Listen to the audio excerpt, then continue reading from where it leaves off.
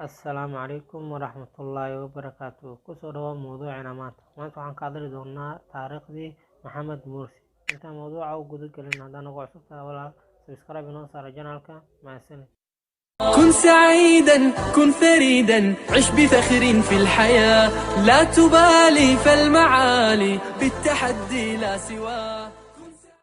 goormee ay u dhashay Maxamed Mursi? Maxamed Mursi oo muslimiinta u yaqaaneen walaalka islaamka ayaa wuxuu dhashay 1951.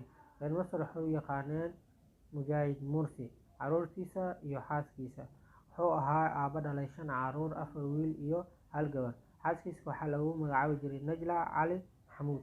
waxbarashadiisa, Dr. Maxamed Mursi ayaa haystay shahaadooyinka dibloma, master degree iyo PhD. wuxuu ku takhasusay culuumta diinta, dhaqaalaha iyo caafimaadka. ikhwaanul muslimiin, sanadkii 2000 ayuu noqday xildhibaan ka tirsan baarlamaanka Masar isagoo matalaya xisbiga ikhwaanul muslimiin.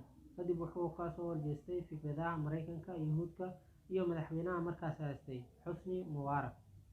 maalintii Masar kacday 2012 wuxuu noqday madaxweynaha ugu horeeyay ee loo doorto si cadaalad ah. doorasho qof iyo cod ah ayuu ku guuleystay.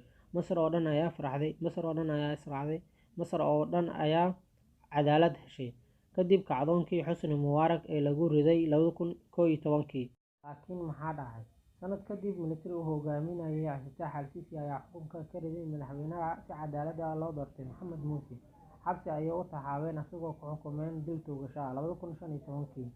waxaana si qasab ah madaxweyne ku noqday Cabdilfataax al-Siisi. wuxuu Mursi ku tilmaamay sanadkii 2013 markii xabsiga la dhigay Maxamed Mursi cadaaladda lagu soo doortay ayaa Erdogan goob fagaare ah wuxuu ka yiri, geesiga haddaad maqasho waa Mursiga xiran. dadkiisa ayaa doortay laakiin way rideen iyagoo gadaal laga riixayo. geesiga marnaba lagama guuleysan karo. اقتلوا أسود بلادكم فتأكلكم كلاب أعدائكم فستذكرون ما أقول لكم وأفوض أمري إلى الله إن الله بصير.